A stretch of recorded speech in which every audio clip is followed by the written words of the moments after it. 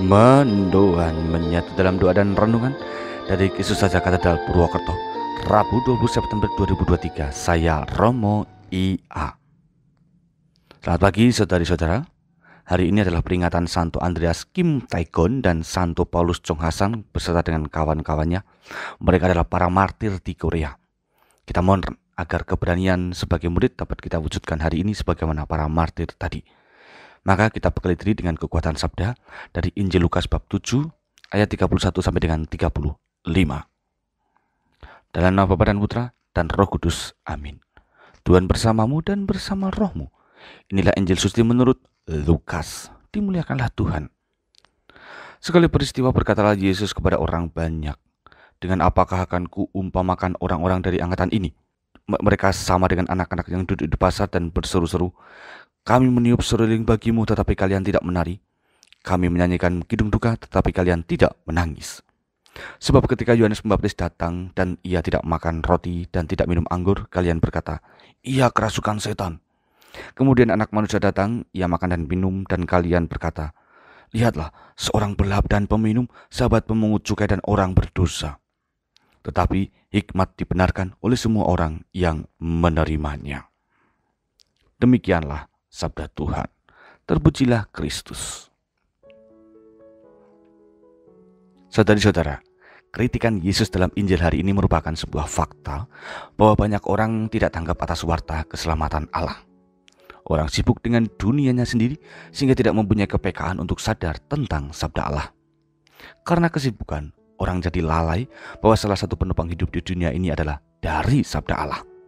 Mungkin kita pun pernah mengalami fase demikian, yaitu ketika atas nama kesibukan kita menjadi pribadi yang berjalan sendiri. Kepekaan hati terhadap suara Tuhan telah hilang, kesadaran budi untuk menghayati perutusan telah sirna. Semuanya diganti oleh kepentingan sendiri sehingga kehidupan membawa dampak kekacauan. Damai sejahtera tidak terwujud, ego dan saling menindas menjadi makanan sehari-hari. Disitulah sebenarnya kita diajak mengalami pertobatan dan penjernihan diri. Sebagai orang beriman, keterampilan untuk selalu berada pada kehendak Tuhan merupakan cara hidup yang harus dipertahankan.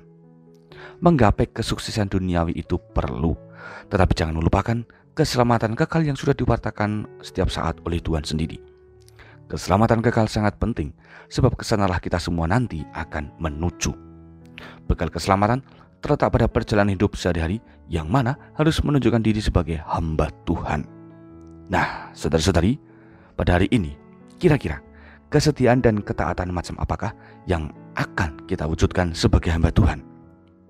Apakah seluruh diri kita mampu mewujudkan nilai-nilai Kristiani, baik itu dalam pikiran, perkataan, perasaan maupun tindakan? Mari kita mohon rahmat keterbukaan hati untuk bisa dibimbing oleh Tuhan. Amin. Marilah berdoa. Allah Bapa Maha Kuasa, jalan keselamatan yang Engkau tunjukkan semoga selalu kami pilih. Warta keselamatan semoga tetap terawat dan sabdamu selalu menjadi bekal hidup kami sehari-hari. Maka ajarilah kami untuk peka dalam bimbinganmu sehingga kami mampu terlibat dalam keselamatan di dunia ini. Demi Kristus Tuhan, Juru Selamat kami. Amin. Tuhan bersamamu dan bersama rohmu. Kita semua, keluarga kita dan perutusan kita hari ini senantiasa dalam berkat Allah yang Maha Kuasa, Bapa, Putra, dan Roh Kudus. Amin. Saudara-saudari, selamat beraktivitas, Tuhan berkati, dan salam mendoan.